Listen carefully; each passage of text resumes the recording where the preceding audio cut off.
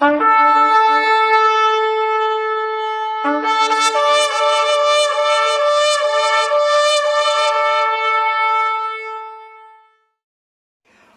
இயேசு கிறிஸ்துவின் நாமம் மகிமைப்படுவதாக. இந்த நாளிலும் கூட உங்கள் அனைவருக்கும் ஆண்டவராகிய இயேசு கிறிஸ்துவின் நாமத்தினாலே கிறிஸ்துமஸ் வாழ்த்துக்களை தெரிவித்துக் கொள்கிறேன். இந்த கிறிஸ்துமஸ் நல்நாளிலும் கூட ஆண்டவராகிய இயேசுவானவருடைய பிறந்த நாளை நினைவு கூறும்படி நாம் கர்த்தருடைய வார்த்தையை தியானிக்க இருக்கிறோம். இந்த நாளில் கூட நம் கர்த்தருடைய வார்த்தையாய் பிறந்தாரே, எனக்காய் பிறந்தாரே என்கின்ற தலைப்பில் இந்த கிறிஸ்துமஸ் செய்தியை கேட்க இருக்கிறோம். ஆரம்பம் முதல் முடிவு வரை இந்த செய்தியை கேளுங்கள். உங்கள் வாழ்க்கையில் கிறிஸ்து பிறந்திருக்கிறார், உங்களை ஆசீர்வதிக்கும்படி. ஆண்டவராகிய இயேசுவானவர் நமக்காக மட்டுமல்ல, உலகத்தில் உள்ள மனிதர்கள் அனைவருக்காகவும் அவர் பிறந்தார் என்று வேதம் சொல்லுகிறது. உலகம் கொண்டாடக்கூடிய ஒரே திருநாள் கிறிஸ்மஸ். அதிகமான நாடுகளில் மத சார்பற்று எல்லா இன மக்களும் இந்த கிறிஸ்மஸ் நாளை கொண்டாடி கொண்டிருக்கிறார்கள். ஆண்டவராகிய இயேசு கிறிஸ்துவானவர் உங்களுக்காக பிறந்தார், உங்களுக்காக சிலுவை சுமந்தார். ஏனெனில் பாருங்கள், அவர் பிறந்தது அவருக்காக அல்ல, அவர் இறந்ததும் அவருக்காக அல்ல, நமக்காக. ஆனால் இந்த நாளில் பிறந்ததை குறித்து நாம் தியானிக்க போகிறோம். அவர் பிறப்பின் ஆசீர்வாதங்களை நாம் பெற்றுக்கொள்ளும்படி இந்த நாளில் இந்த கர்த்தருடைய செய்தியை கேட்டுக்கொண்டு இருக்கிறோம். நிச்சயமாகவே இந்த செய்தியானது உங்கள் வாழ்க்கையில் ஒரு பெரிய ஆசீர்வாதங்களை கொண்டு வரும் என்று நான் விசுவாசிக்கிறேன். ஆண்டவராகிய இயேசுவானவர் எதற்காக பிறந்தார்? எனக்காக பிறந்தார், என் வாழ்க்கையை ஆசீர்வதிக்கும்படி பிறந்தார் என்ற ஒரு நம்பிக்கையோடு இந்த செய்தியை கேளுங்கள். என் வாழ்க்கையை மாற்றும்படி, என்னை ஆசீர்வதிக்கும்படி, இதற்காக இயேசுவானவர் பூமியில் பிறந்திருக்கிறார். சரி, ஆண்டவராகிய இயேசுவானவர் எதற்காக எனக்காக பிறக்க வேண்டும்? அவர் பிறந்ததுனால என் வாழ்க்கையில் என்ன நடந்தது? என் வாழ்க்கையில் இனி வரப்போகும் நாட்களில் என்ன நடக்கப் போகிறது? என் வாழ்க்கையின் முடிவு வரை கிறிஸ்துவின் பிறப்பின் நற்செய்தி, கிறிஸ்துவின் பிறப்பின் ஆசீர்வாதங்கள் என் வாழ்க்கையின் முடிவு வரை என்னை நடத்தப் போகிறது என்ற ஒரு நம்பிக்கையோடு இந்த செய்தியை கேளுங்கள். முதலாவதாக ஆண்டவராகிய இயேசுவானவர் பிறந்த நோக்கத்தை நான் உங்களுக்கு சொல்கிறேன். ஒரு சில காரியங்களை நான் உங்கள் மத்தியில் பேச இருக்கிறேன், கூர்ந்து கவனியுங்கள். முதலாவது காரியம் ஆதியாகமம் 3ஆம் அதிகாரம் 15ஆம் வசனத்தை தியானித்து பாருங்கள். உனக்கும் ஸ்திரீக்கும் உன் வித்துக்கும் அவன் வித்துக்கும் பகையை உண்டாக்குவேன், அவர் உன் தலையை நசுக்குவார், நீ அவர் குதிகாலை நக்குவாய் என்றார். ஆண்டவராக இயேசுவானவர் பிறந்த நோக்கமே நம்முடைய வாழ்க்கையில் கிரியை செய்து கொண்டிருந்த பிசாசின் கிரியைகளை நசுக்கும்படி. இந்த நாளில் விசுவாசிங்க, இயேசுவானவர் பிறந்தார். அவர் பிறந்ததுனால என் வாழ்க்கையில் எப்படிப்பட்ட பிசாசுகள் கிரியை செய்து கொண்டிருந்தாலும், எப்படிப்பட்ட சூழ்நிலை என்னை மேற்கொள்ளலாம் என்று எதிர்பார்த்து காத்திருந்தாலும் அது நசுக்கப்படும்படியாக இயேசுவானவர் பிறந்தார். சாத்தானின் தலையை நசுக்கும்படி ஆண்டவராக இயேசுவானவர் பிறந்தார். உங்கள் விசுவாசிங்க, இன்னைக்கு என் வாழ்க்கையில் இருக்கிற சாத்தானின் கிரியைகள் எல்லாம் நசுக்கப்படும். இயேசு எனக்காக பிறந்திருக்கிறார். என் வாழ்க்கையில் கிரியை செய்து கொண்டிருக்கிற பிசாசின் தந்திரங்கள் வியாதி வழியாக வரும், தரித்திரம் வழியாக வரும், நெருக்கடி வழியாக வரும், மனிதர்கள் மூலமாக வரும், பிள்ளைகள் மூலமாக கூட வரும். இது எல்லாம் நசுக்கப்படும். இயேசு எனக்காக பிறந்திருக்கிறார். அவர் பிறந்த முதல் நோக்கம் உங்கள் வாழ்க்கையில் கிரியை செய்து கொண்டிருக்கிற பிசாசின் தலைகளை நசுக்கும்படி. இரண்டாவது காரியத்தை நான் உங்கள் மத்தியில் சொல்லுகிறேன். நான் சுருக்கமாக பேசி கொண்டிருக்கிறேன். மத்தேயு 1 அதிகாரம் 21வது வசனத்தில், இது எல்லாருக்கும் தெரிந்த வசனம், அவள் ஒரு குமாரனை பெறுவாள், அவருக்கு இயேசு என்று பெயரிடுவாயாக, அவர் தமது ஜனங்களின் பாவங்களை நீக்கி ரட்சிப்பார். பாருங்க, நமக்காக அவர் இயேசுவா பிறந்திருக்கிறார். முதலாவது பிசாசின் தலையை நசுக்கிறவராக பிறந்தார். இப்போ பாருங்க, அவருடைய பிறப்பில் 2வது ஸ்தானத்தை வெளிப்படுத்துகிறார். இயேசுவாய் பிறந்திருக்கிறார். இயேசு என்று பெயரிடுவாயாக. இயேசு என்றால் இரட்சகர் என்று அர்த்தம்.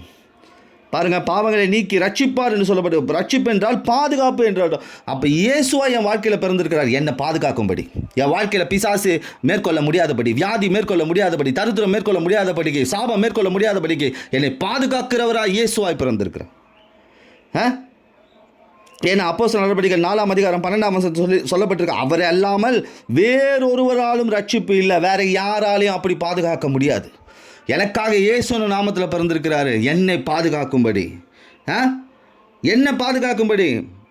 பாருங்கள், அப்போஸ்தலர் நடவடிக்கைகள் 4ஆம் அதிகாரம் 30ஆம் வசனம் இப்படியாய் சொல்லுகிறது, இயேசுவின் நாமத்தில் பிறந்தார். எதுக்காகவா? அற்புதங்களையும் அடையாளங்களையும் செய்யும்படி பிணியாளிகளை குணமாக்கும்படி. இந்த வசனத்தை வாசிச்சு பாருங்க. அப்போ இன்னைக்கு இயேசுவா என் வாழ்க்கையில் அவர் பிறந்திருக்கிறார்.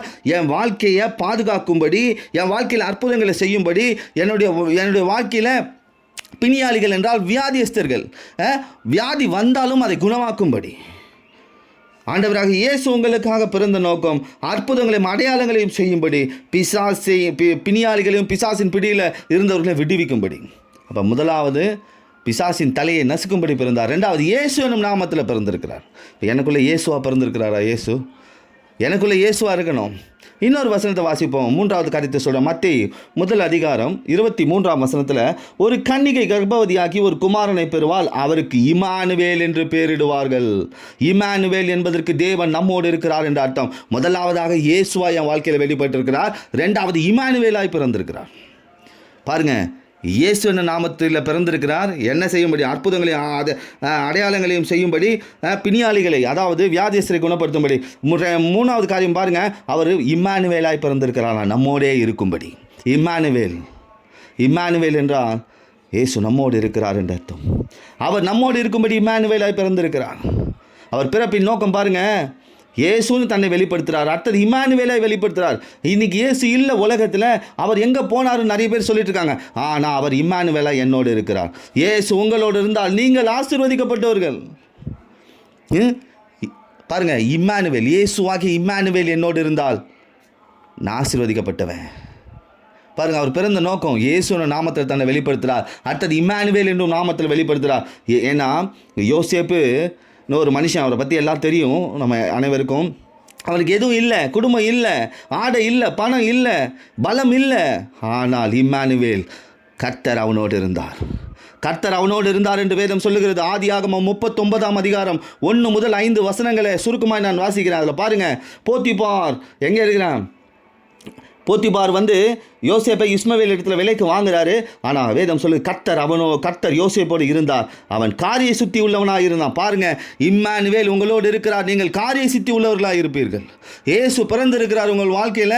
அவர் பிறந்தார், அற்புதங்களையும் அதிசயங்களையும் செய்யும்படி, பிணியாளிகளை குணமாக்கும்படி. இம்மானுவேலாய் உங்களோடு இருக்கிறார், உங்களை காரிய சித்தி செய்யும்படி, உங்களை ஆசீர்வதிக்கும்படி. கர்த்தர் அவனோடு இருக்கிறார் என்று அவன் செய்கிற யாவற்றையும் கர்த்தர் வாய்க்க பண்ணுகிறார் என்று அவன் எஜமான் கண்டு. பாருங்க, எங்கே இம்மானுவேலா கர்த்தர் நம்மோடு இருக்கிறாரோ, இயேசு நம்மோடு இருக்கிறாரோ, அங்கே செய்கிற காரியம்லாம் வாய்க்கும். இயேசு பிறந்த நோக்கம் நீங்கள் செய்கிற காரியங்களை வாய்க்க செய்யும்படி.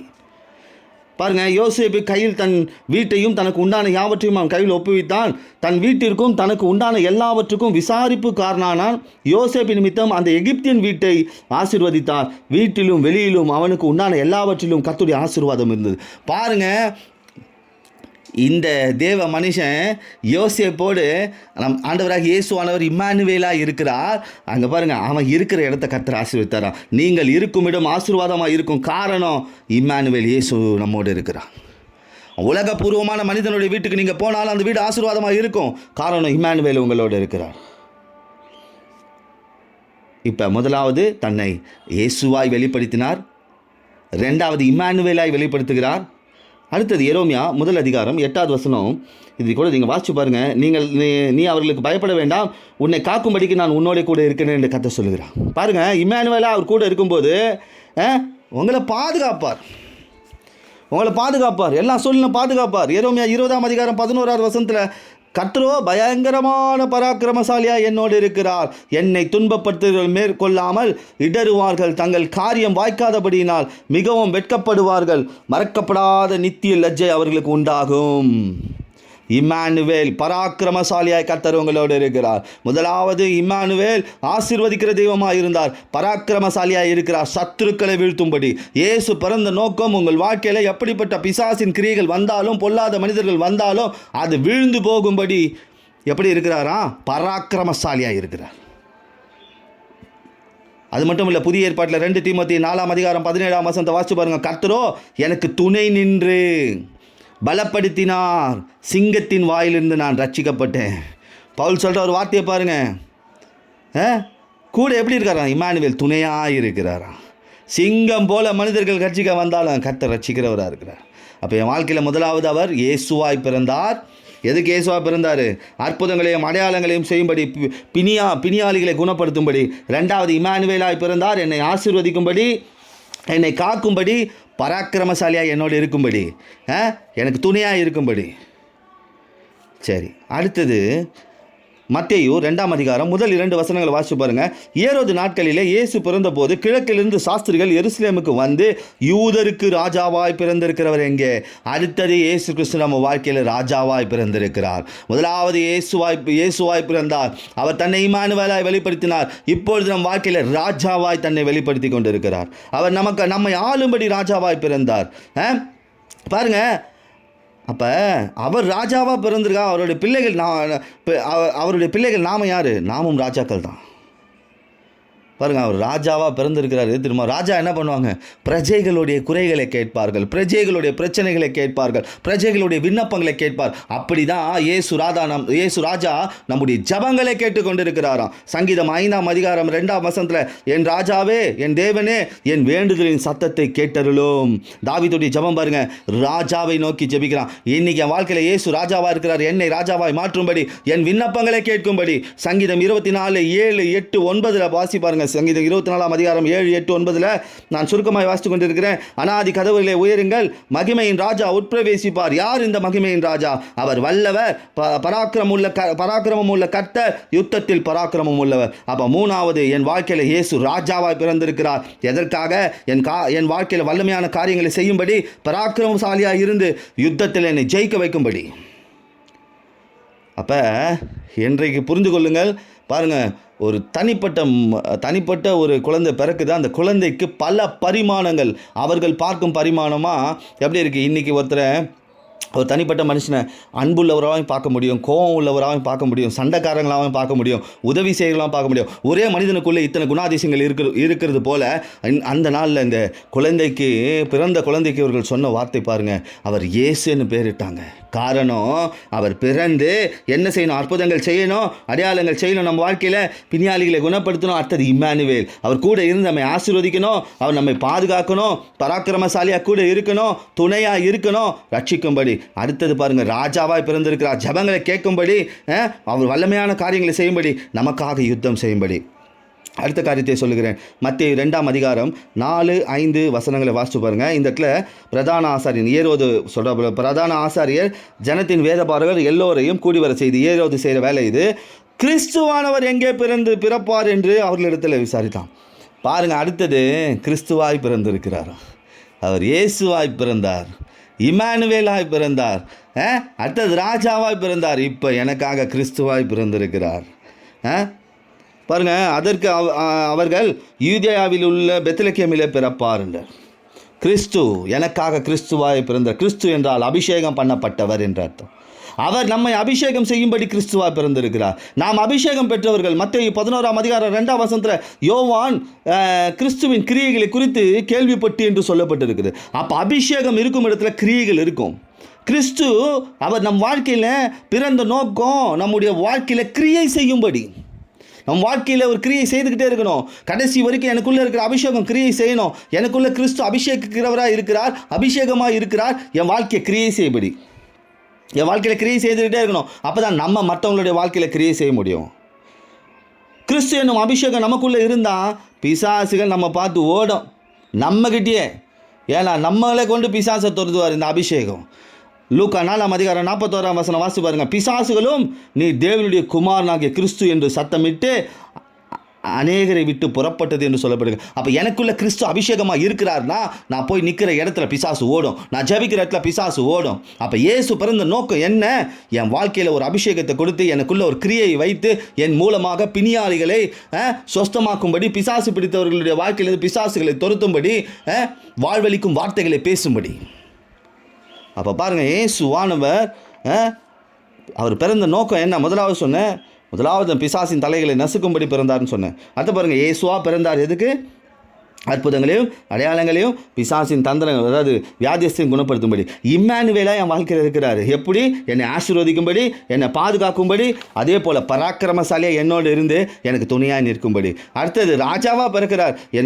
என்னுடைய ஜபங்களின் சத்தத்தை கேட்டு என்னுடைய வாழ்க்கையில் வல்லமையான காரியங்களை செய்து பராக்கிரமுள்ள கர்த்தராய், யுத்தத்தில் பராக்கிரமுள்ளவராய் என்னோட இருக்கிறார். அடுத்தது பாருங்கள், எப்படி பிறந்தார்? கிறிஸ்துவா என்னை அபிஷேகிக்கும்படி, என்னை கொண்டு அற்புதங்களை செய்யும்படி. இயேசு எனக்காக பிறந்தார், என்னை ஆசீர்வதிக்கும்படி, செய்யும்படி, மனிதர்களுடைய வாழ்க்கையில் கிரியை செய்ய நினைக்கும் பிசாசின் தலைகளை நசுக்கும்படி பிறந்தார். அவர் நமக்காக இரட்சகராய் நம்மை பாதுகாக்கும்படி, அற்புதங்கள் செய்யும்படி, பிணியாளிகளை குணமாக்கும்படி இயேசுவின் நாமத்தில் பிறந்தார். அவர் நம்மோடு இருக்கும்படி, இம்மானுவேலாய் நம்மை ஆசீர்வதிக்கும்படி, காக்கும்படி, துணையாய் இருக்கும்படி பராக்கிரமசாலியாக பிறந்திருக்கிறார். நம்மை ஆளும் ராஜாவாய், நம் ஜபங்களை கேட்கும்படி வல்லவராய், நமக்கு யுத்தம் செய்கிறவராக பிறந்திருக்கிறார். நமக்காக கிறிஸ்துவாய் நம்மை அபிஷேகம் செய்யும்படி, நம் வாழ்க்கையில் கிரியை செய்யும்படி, நம் மூலமாய் பிசாசுகளை துரத்தும்படி வல்லமையை நமக்கு தரும்படி பிறந்திருக்கிறார். விசுவாசிங்க, இயேசு எனக்காக பிறந்திருக்கிறார். இன்னைக்கு உங்கள் வாழ்க்கையில் இயேசு எப்படி இருக்கிறார்? குழந்தையா இருக்கிறாரா? இயேசுவா இருக்கிறாரா? இம்மானுவேலா இருக்கிறாரா? இல்லை என் வாழ்க்கையில் பராக்கிரமசாலியாக இருக்கிறாரா? இல்லை என் ராஜாவாக இருக்கிறாரா? கிறிஸ்துவாக இருக்கா? எல்லா இந்த சொல்லப்பட்ட எல்லா தன்மைகளும் நமக்குள்ள கிரியை செய்யும் பொழுது நாம் நம்மை கொண்டு ஆண்டவர் அற்புதங்களை செய்கிறவராக இருக்கிறார். இந்த கிறிஸ்மஸ் நாளில் கூட இயேசு எப்படி தன்னை வெளிப்படுத்தினார், தன்னுடைய பிறப்பை மற்றவர்களை கொண்டு எப்படி வெளிப்படுத்தினார் என்ற ஒரு ஆசீர்வாதமான வார்த்தையை கேட்டிருக்கிறோம். செய்தியின் நோக்கம், பிறந்தாரே, எனக்காய் பிறந்தாரே. எப்படி பிறந்தார்? இயேசுவா? இம்மானுவேலா? இம்மானுவேலா பிறக்கிறார். அடுத்தது எப்படி பிறந்திருக்கிறார்? என் கூட ராஜாவாய், கிறிஸ்துவாய். இந்த 4 தன்மை நமக்குள் கிரியை செய்யும்போது எனக்குள்ளும் இயேசு பிறந்திருக்கிறார். எனக்குள்ளும் இயேசு பிறந்திருக்கிறார். என்னை கொண்டு இந்த பூமியை ஆசீர்வதிக்கும்படி, சொந்த ஜனங்களை ஆசீர்வதிக்கும்படி. இந்த செய்தியை மறுபடியும் கேளுங்கள். நிச்சயமாகவே கர்த்தர் உங்கள் வாழ்க்கையில் தான் பிறந்த நோக்கத்தை வெளிப்படுத்தியிருக்கிறார். உங்களை ஆசீர்வதிப்பார், உங்கள் குடும்பத்தை ஆசீர்வதிப்பார். ஆமென்.